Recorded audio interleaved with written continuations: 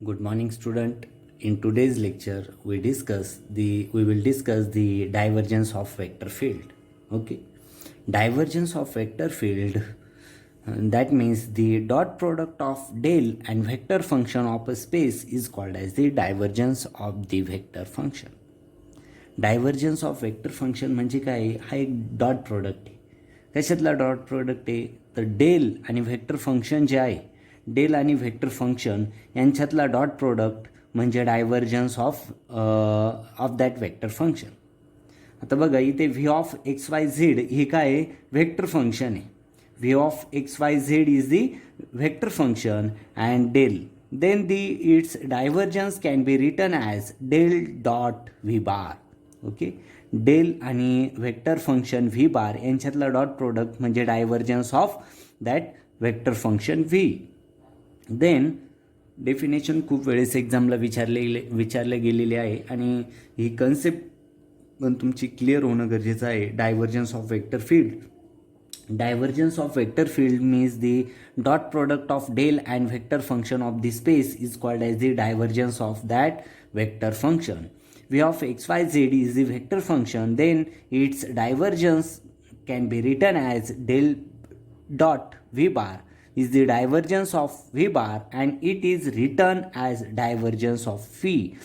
म्हणजे हा जो आहे divergence of vector field del bar dot V bar ते आपण असं पण लिहू शकतो divergence of V bar. Then therefore divergence of V bar is equal to del ऑपरेटरची व्हॅल्यू इथे सबस्टिट्यूट करतोय डो बाय डो एक्स आय बार प्लस डो बाय डो वाय जे बार प्लस डो बाय डो Z K bar dot V is the vector. V काय आहे? तर व्हेक्टर फंक्शन आहे, त्याची व्हॅल्यू आपण एक्स वाय झेड आय जे के ह्या एक्स वाय झेड या एक्सिसची घेऊया. V is the vector function and can be written as V of X I bar plus V of Y J bar plus V of Z K bar. Right. Then after solving this I dot I1 I dot j 0 I dot k 0, then that divergence of vector function v bar is equal to dou vx by dou x plus dou vy by dou y plus dou vz by dou z. Right. Then divergence is a scalar quantity. Divergence काय आहे? तर ही एक scalar quantity आहे. Scalar quantity. Divergence is a scalar quantity. Note that del, important note आहे ही note, del bar dot V bar is not equal to V bar dot del bar. हे असं आपण लिहू शकत नाही. Okay, must remember because that v bar dot del bar is equal to काय vx dou by dou x plus vy dou by dou y plus vz dou by dou z. Right. म्हणून आपण असं लिहू शकत नाही. येते लक्षात. इथे आपण डायव्हर्जन्स ऑफ वेक्टर फील्ड ही जी कन्सेप्ट आहे ही ते क्लिअर केली की डायव्हर्जन्स ऑफ वेक्टर फील्ड जे आहे त्याच्यात डायव्हर्जन्स ऑफ वेक्टर फील्डची डेफिनेशन जी आहे ती महत्त्वाची इथे खूप वेळेस एक्झामला पण विचारले गेलेले आहेत. काय डेफिनेशन करता येईल? ती dot product of del and vector function of a space is called as the divergence of that vector function. V of x y z is the vector function, then its divergence can be written as del bar dot v bar is the divergence of v bar and it is written as divergence of v bar. Then divergence of v bar is equal to here substitute the value of del operator and vector function v. Then del means dou by dou x I bar plus dou by dou y z bar plus dou by dou z k bar. And v vector function v bar means v of x I bar plus v of y z bar plus v of z k bar. then we take the dot product, then divergence of vector function v bar becomes dou vx by dou x plus dou vy by dou y plus dou vz by dou z. Okay, the divergence is the scalar quantity. ही कशी आहे, scalar quantity आहे. आणि important note आहे, आपण divergence of V J आहे ते आपण V bar dot del bar असं लिहू शकत नाही. Okay, then we discuss the physical significance of the that divergence. Okay, physical significance of the divergence of vector. Physical significance of the divergence of vector. Consider a vector v bar representing the velocity of moving field at the point p of x, y, z, which is the center of rectangular parallelopipe with edges dx, dy and dz. Okay, parallel to the Cartesian coordinates axis as shown in a figure. Okay, this is the p point. Then volume of parallelopiped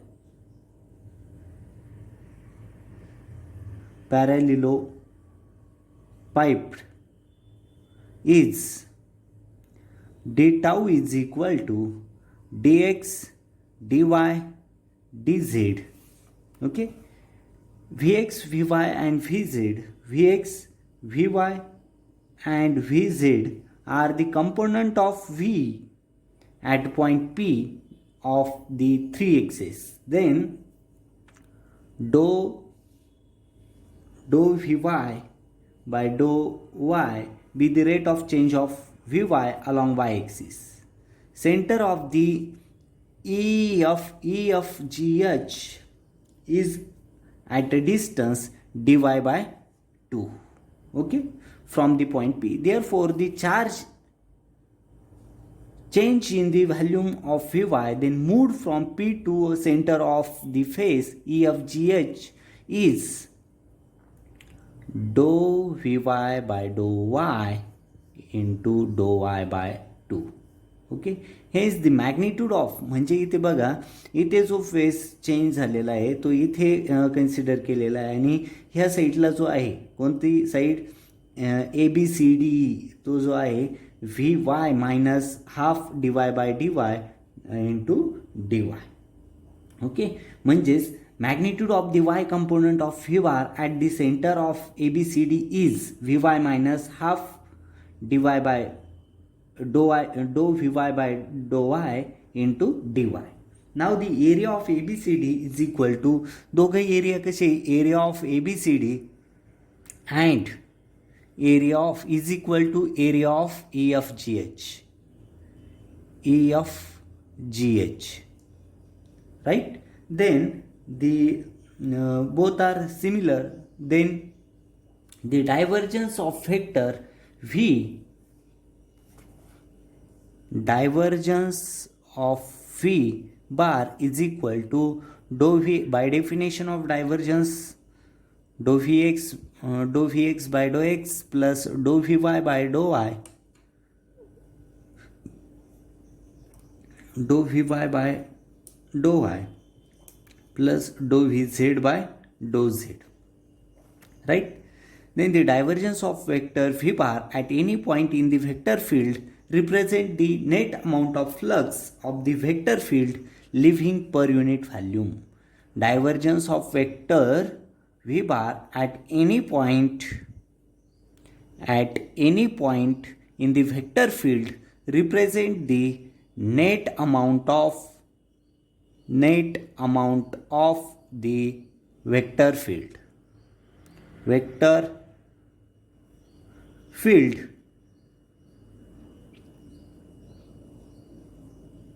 living per unit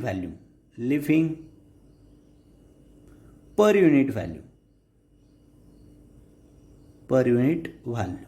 Okay, this is the physical significance. Physical significance मध्ये just आपल्याला divergence of vector फील्डची definition बघितली, तीच prove करायची असते. Okay, next one is the curl of vector field. Curl of vector field means the cross product of del bar and vector function of a space is called as the curl of vector function. Suppose here vector field vector function जे आहे इथे vector function आपण V of X Y Z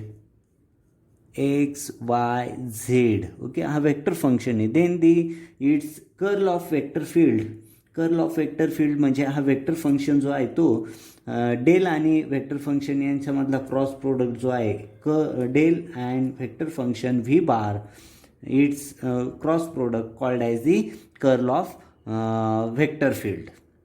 ह्याला आपण curl of vector field म्हणतो आणि त्याला आपण असं पण लिहितो कर्ल व्ही बार और त्याला रोट व्ही बार पण म्हटलं जातं. ओके. देन आता इथे बघा curl of that means del bar cross V bar is a vector function. Then आता इथे आपण व्हॅल्यू सबस्टिट्यूट करतोय ऑपरेटरची. डेल ऑपरेटरची व्हॅल्यू जर सबस्टिट्यूट केली तर डो बाय डो एक्स आय बार प्लस डो बाय डो वाय जे बार प्लस डो बाय डो Z K bar.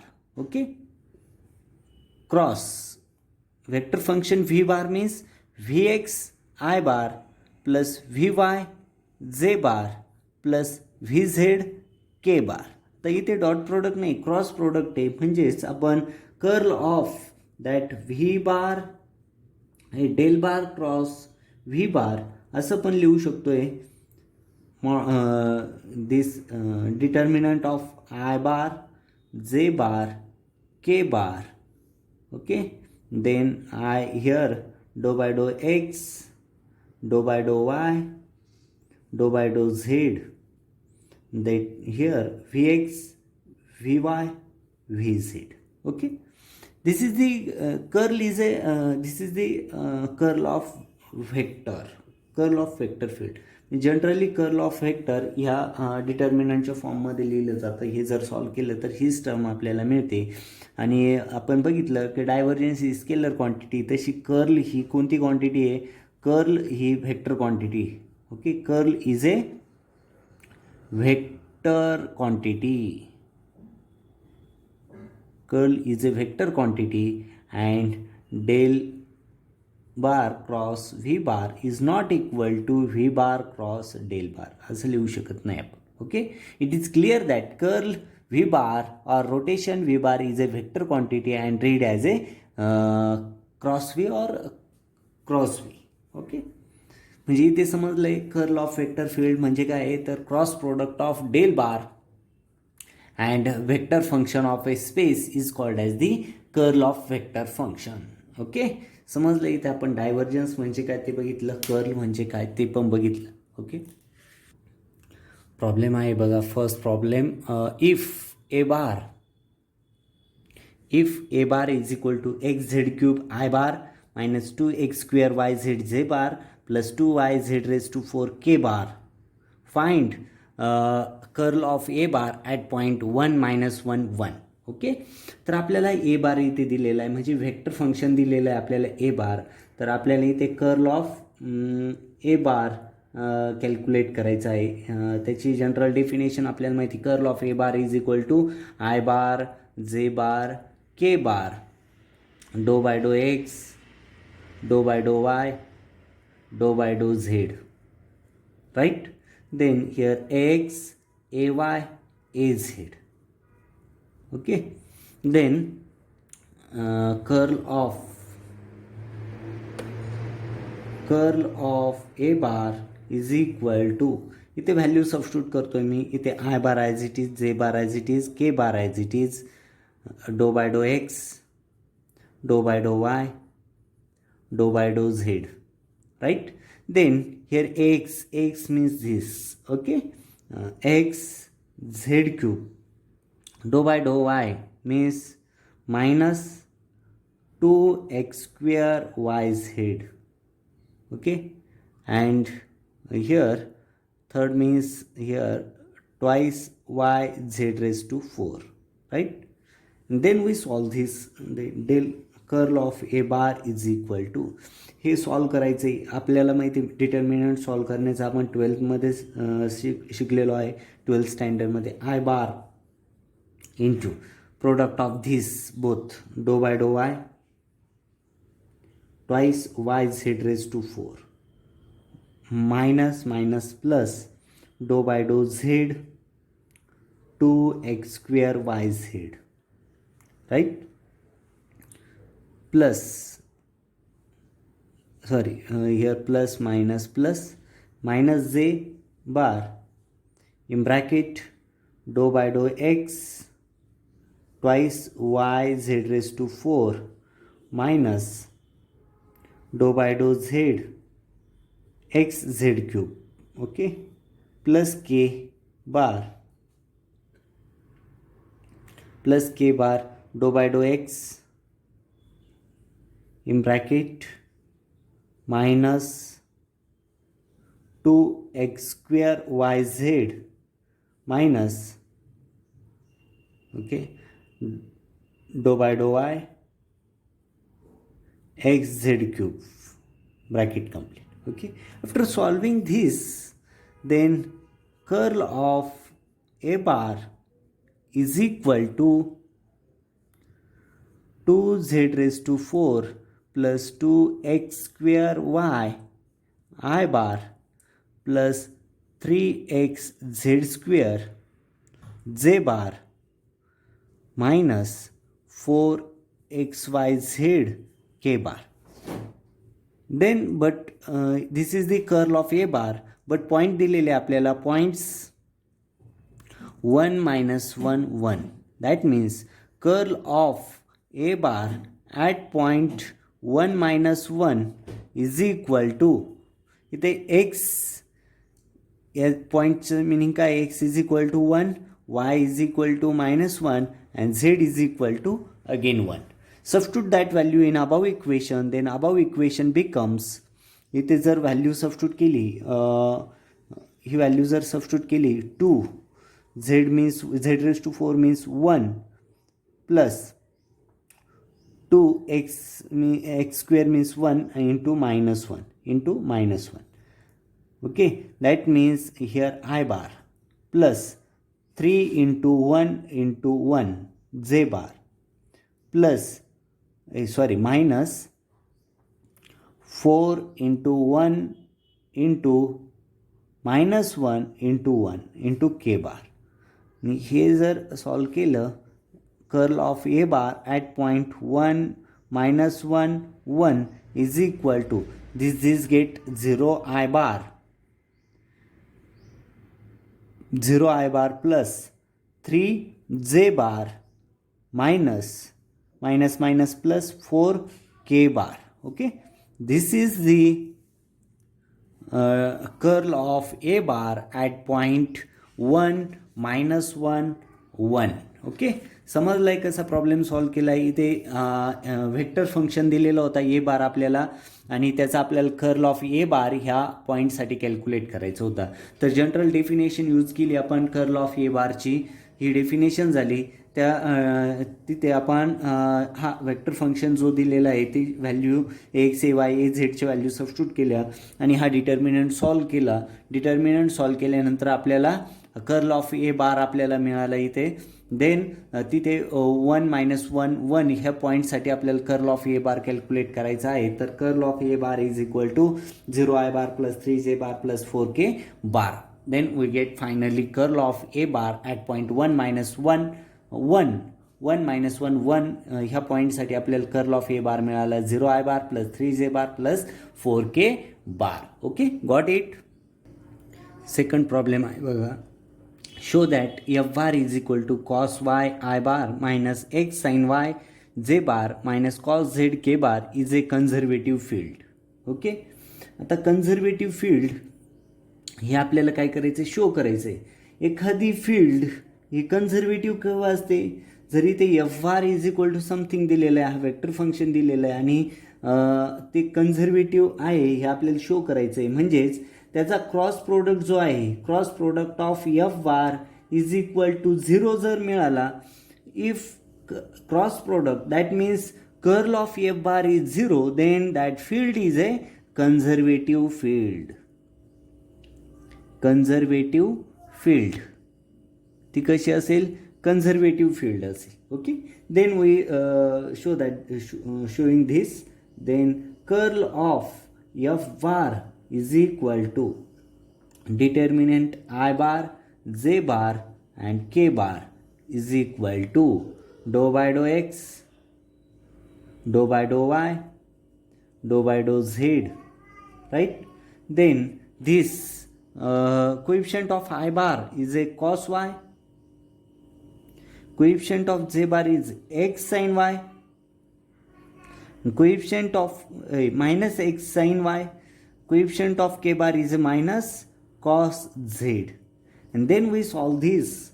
Curl of f bar is equal to I bar into dou by dou y minus cos z minus dou by dou z minus x sin y, bracket complete, minus z bar dou by dou x minus cos z minus dou by dou z cos y plus K bar in bracket dou by dou x minus x sin y minus dou by dou y cos y, bracket complete. After solving this, curl of f bar is equal to curl of f bar is equal to, this means 0 I bar, dou by dou y इथे y नाहीच आहे म्हणजेच 0, dou by dou z इथे z नाही म्हणजेच 0 I bar minus here j bar ची term बघा इथे dou by dou x here also 0, dou by dou z here also 0 j bar, and in here dou by dou x इथे आहे that means K bar in bracket plus K bar back side खालच्या बाजूला घेतो plus K bar in bracket derivative of this means minus sin y minus derivative of cos y चा derivative minus sin y minus minus plus, that means plus sin y, plus minus get cancel, that means curl of f bar is equal to 0, and hence we know condition of conservative field.